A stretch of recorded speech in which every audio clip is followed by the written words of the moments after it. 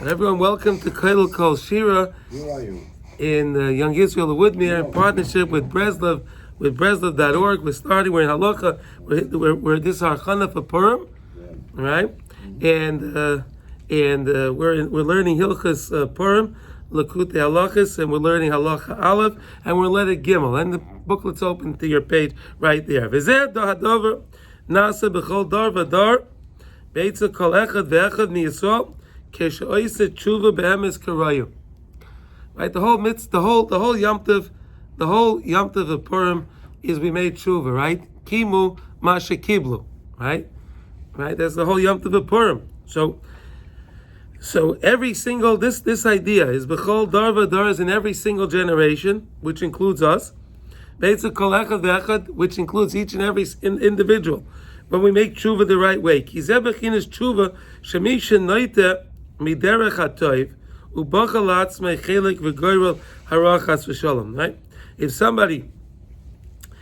somebody went off the path, right? They were doing the right thing and they went off the path, and if they want to come back, they're going to have to do tshuva, right? You can't come back to Hashem unless the person makes tshuva for his wrongdoings, right? Which is the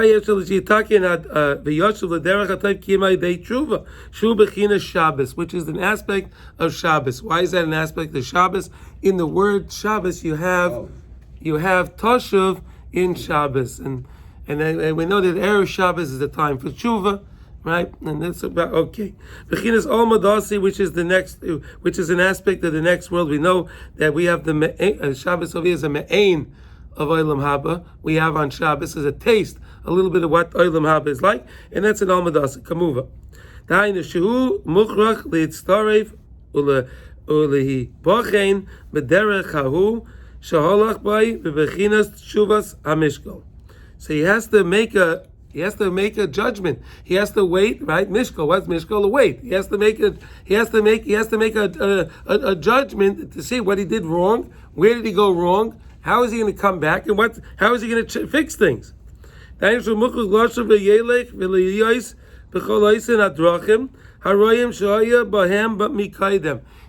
come back from all of those things that he did in the first place, that he did wrong. Then to see now if he's in that same circumstance, will he do the same thing again like he did last time wrong?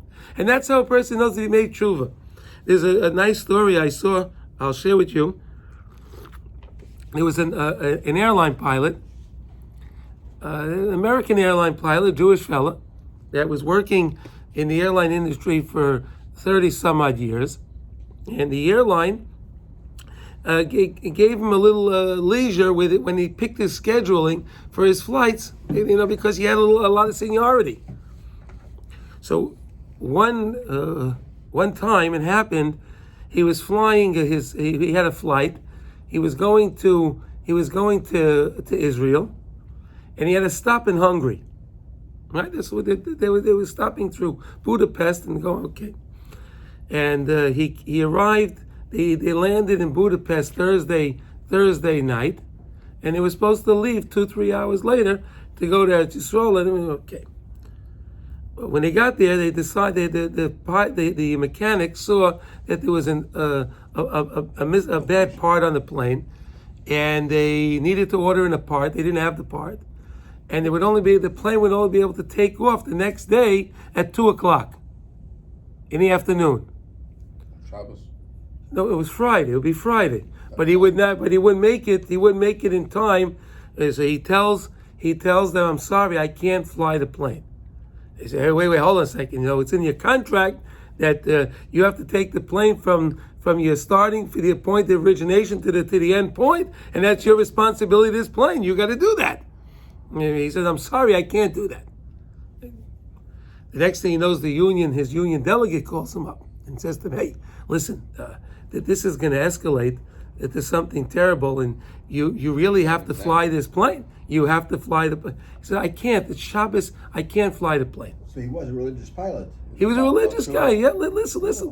Yeah, I can't fly the plane. All right. And he didn't fly the plane. So after Shabbos, he made Shabbos wherever he was. And after Shabbos, he books another flight to come back home, because his plane left, so he needed. So he books a regular as a passenger flight, and he goes back home, and on that Monday, that Monday, he sees that they sent him a schedule to fly, and they thought they were going to fire him. They didn't think he was going to keep him. They thought they were going to fire him. So he's flying, okay, and about 2 weeks later, he gets a call from a vice president, and they say to him like this: he said, "We have a special mission for you. You're such a seasoned pilot, and we have a special mission where you're going to be going from, I think it was from Maryland to Australia, and you'll be making several stops along the way. It's a chartered flight. We'll pay you $5,000 a day. You get accommodations in any hotel, stay in 5-star hotels. You can buy food. You have any expenses you want, it's on us. We want you to do this." So he says, "When does the flight leave?" Well, the flight leaves on Wednesday, and you arrive on Saturday in Australia. He says, I can't take the job. No, it's really a good job, and you get $5,000 a day. Come on, over your regular salary. You can't take the job. All right.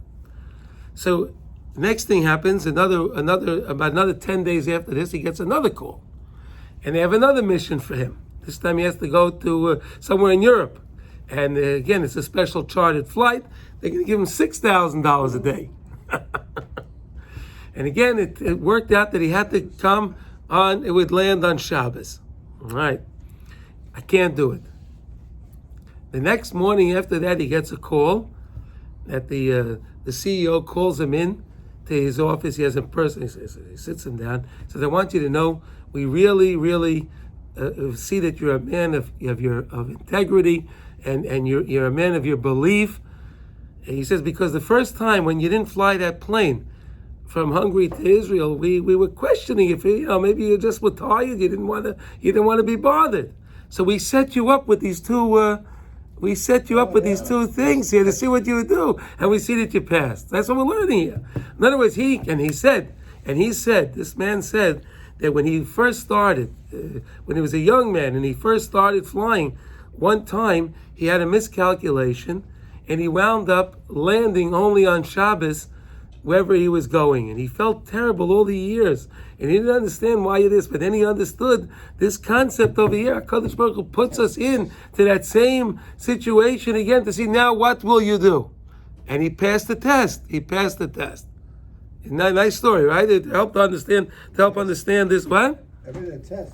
It's the mamash a test. Shuvah Zemishkol. So that's what it means. That's Shuvah Zemishkol. Kedainu. Shuv Mukhrach Loshu V'Yelech V'Liyos B'Chol Oisen Hadrochim Aroyim Shoya B'Yami Koydim. You have to come back to that same situation. The Rambam in Hilchos Tshuva says. Of course. There's a person. If you have a woman, you did whatever. What is tshuva? You go to the same person, the same thing, and you don't participate. No, of course, that's the same kind. Of course. Listen, it's the halacha. This is tshuva. This is what real tshuva is.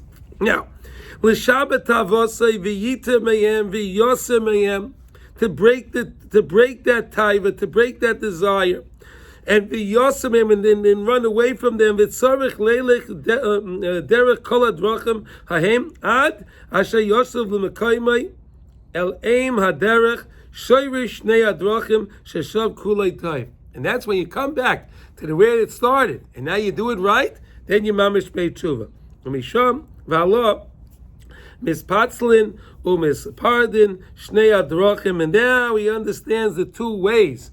He now understands this is the derech hatoiv, this is the derech hara, and he understands it because again, this all comes back to the eitz hadas toiv hara, right? The eitz hadas toiv hara was we had toiv and ra, toiv ra. So came along the chait of the eitz hadas toiv hara, and the toiv and the ra got mixed up. More of it got mixed up. So now what he's doing, now he's straightening it out. V'zeh bechinas chatzivi loch tziunim simi loch timrumim shisi libech le mesila derech halachta That's when the Navi Yirmiyah is telling you the same thing, and that's where it comes from the Navi Yirmiyah. When you come, you have these different things, and you come back to that same thing, and you do it right. That's tshuva. K'moi. Next page. Shepetra Rabbi Seinu Zal shetzarich losem libay lemesila v'derech sheholach by mikaydem loshe v'lachsa oisai derech l'shem yizbarach lebechinas tshuva. And like we said in the story, and the lesson goes, how can tzarich lahatziv loy tziyunim v'simanim leval yikoshel v'yiseh bahem chas v'shalom. So a person has to make for himself different signs, different things, so he remembers what he did wrong, and he makes safeguards, so he shouldn't chas v'shalom do the same thing again. Because he already made that mistake in that thing. Okay, v'tzarich lishma hatzmei miyoid v'lasis la'atzmei simonim itzinim leval yiloched bahem chas v'shalom. Might say shouldn't fall into them again. That's what he said. The Navi Yirmiyah says the hainu tim rirus halev shesoivel be'eish sheshav ha'elef v'derech hadrachim amarim miyoid. Because again, the heart is going to always try to veer the person to do the wrong thing, but he knows he has his safeguards in place, so he shouldn't do the thing wrong. But sometimes it's going to be very, very bitter because he wants that thing so badly, and he has that type of, but he's trying to break it. So it's very, very bitter. It's hard.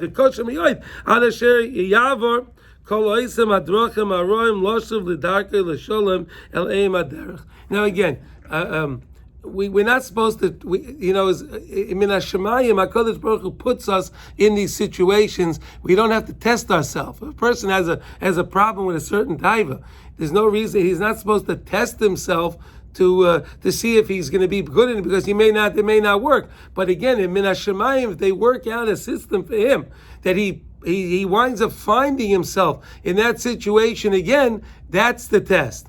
But not chasson, the person should say, well, I want to see if I'm good in this thing, if I can do this now. Because he may not pass, right? And this is the understanding and discernment of the Almadasi of the next world. That's why it's called tshuva, to toshav, return. Because in Shemayim, right?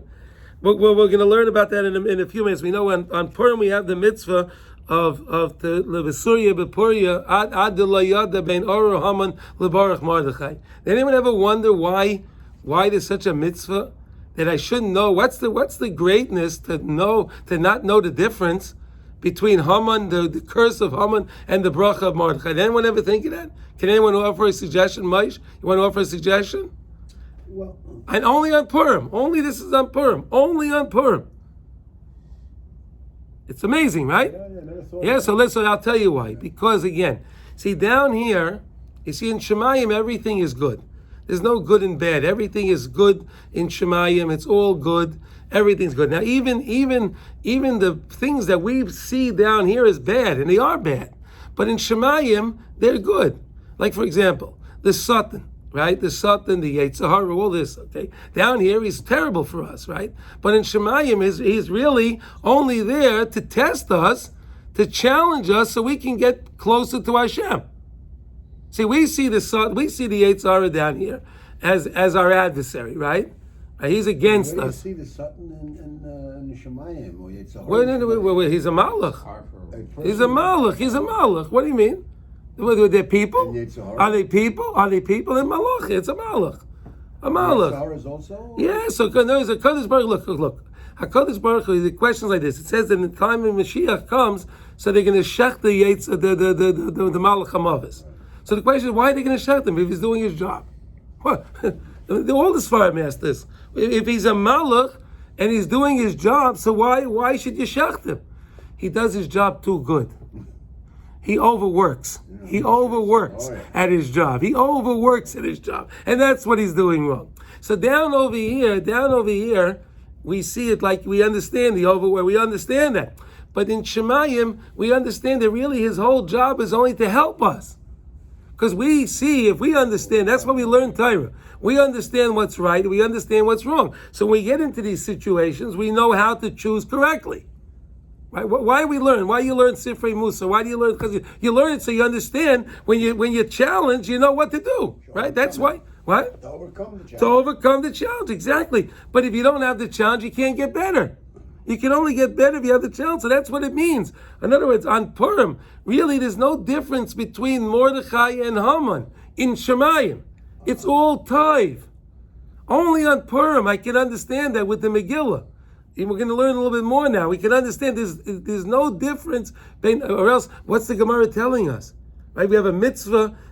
So you have to get drunk until you don't know, and they tell you what you have to do. The mission is.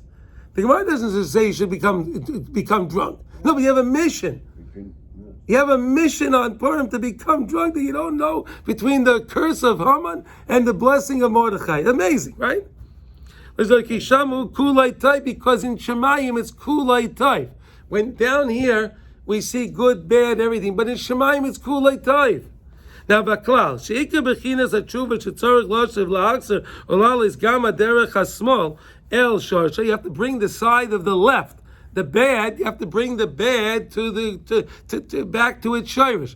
You know, we have in Kriya Shema, we say b'chol levavecha uv'chol nafshecha serve HaKadosh Baruch Hu. So what does the Gemara say b'chol levavecha? B'shtei yitzram, serve Hashem with the shtei yitzram. What does that mean? With the Yetzer Hara, if a person says he has a Yetzer Hara, he likes to do whatever it is. Well, the Gemara says like this: if a person feels that he likes to kill, so what should he do? The Gemara says, what's his takana?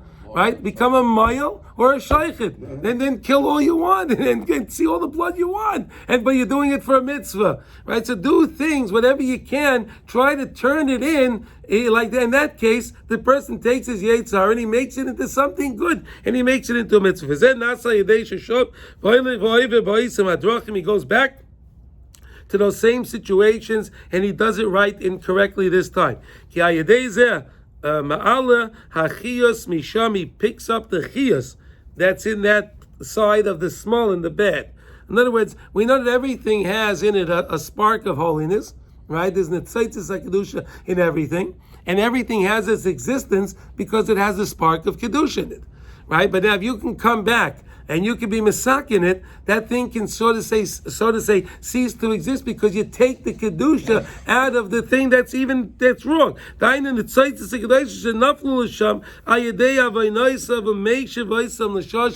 you bring the sparks back, and you bring them back to kedusha. That's tshuva. And that's what it means to touch it. Return. You're returning the spark, the things that were damaged. You bring them back to tshuva.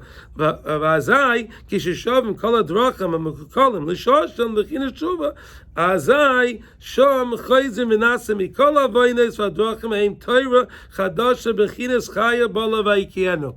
Chaya bala v'yikianu is a very famous pasuk, and it means that the malach will have to regurgitate what it took in of kedusha.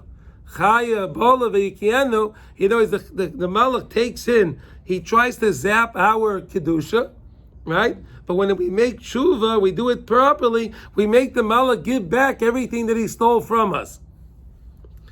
Shenasa mizeh eishes chayil Torah chadasha v'chein kotzer rabbeinu b'makim hachash me'avonis Yisrael sheyizku lo'asid lebechinas tshuva amitis azay yenasa me'em Torah chadasha. And that's what the Megillah is. What's the whole thing of Megillah? What's the whole thing of the Megillah? Where did the Megillah come from? The whole story of us doing things wrong. We had Churban Beis Hamikdash, right? We had the Churban Beis Hamikdash. We did all the things wrong, and that was our story. Comes along, we make tshuva, and it comes out a brand new Megillah. A brand new Megillah is coming out. Torah is coming out. It's so to say rewriting the past. He rewrote it. So the Mordechai rewrites it now. And we're learning that every single year that we work on our tshuva, that we work on tshuva ourselves. Right? The Megillah is, like we started off, the Megillah is in every single generation pertaining to every single person. Right? Every single now this week is the last week of of the weeks of Shovavim. Right? We ended off with Mishpatim. And then we're getting ready. So this is the whole Indian of Shovavim is tshuva. right? All this is true. The whole Indian is Shovavim. And now we're starting, in 2 more weeks, we're going to have Purim here. Rosh Chodesh is Tuesday and Wednesday, right? Tuesday and Wednesday, and we have Purim in Mitzvah Hashem, right? So the whole idea is making tshuva, and then when you read the Megillah, the Megillah is telling over your life story. It's personal to each and every person. And that's what we're learning about. So that's why you have to go back to the same situation that you were in, and now do it the right way. Go back and now do it the right way. And how do you see that? We ate, let's think about the mitzvahs of Purim, right? What did we do wrong by Purim? We were nenem isudas achashverosh. So what does Mordechai do for us? He tells us, make a sudas Purim. Eat again, but now eat for the right reason. Eat for a mitzvah. Don't eat from that suda from the Russia. Now you eat for a mitzvah. And then just showing you each one of the points, since we're learning how each one of the points turns back, and we could bring it back to its source, and we lift it up, and that's how you write the new Megillah, the new Shtickle Torah is written like that. Yeah, the Rambam says you have to go back to the place that did the Avera. And see, and that's it. Corrected, so you have to eat food. But the Sfarim say today we don't go back to that place.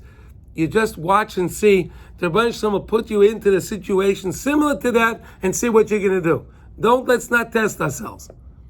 Not today. All right? So I think we'll stop over here for this now, and then we'll pick up our next booklet. Next what? We have the